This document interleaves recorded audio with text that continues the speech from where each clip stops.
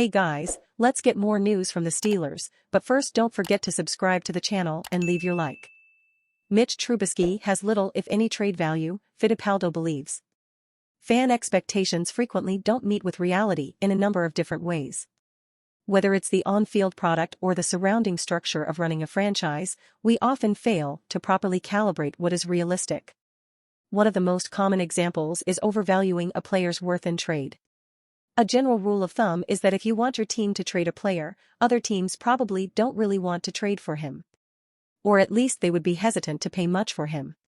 The case in point this year is the Pittsburgh Steelers' backup quarterback, Mitch Trubisky. So he's not the starter. And he's due to earn $8 million for the 2023 season. Obviously, you want to move him and free up that cap space, right? But if you don't want an $8 million backup, how many teams do you think want to give up a draft pick for one? Few, if any. Ray Fittipaldo of the Pittsburgh Post-Gazette was recently asked about Trubisky and what value he might have in trade. His response in the chat was short and to the point. Think about it. The Washington Commanders gave cornerback Williams Jackson III a 3-year, $40.5 million contract in 2021.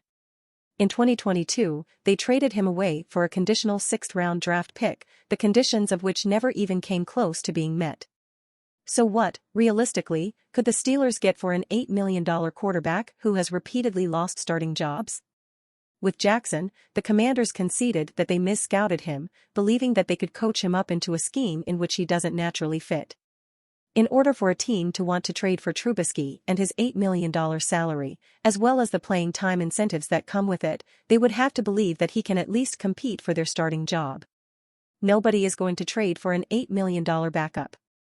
And you fan, what do you think of Mitch Trubisky leaving the Steelers? Leave your opinion in the comments.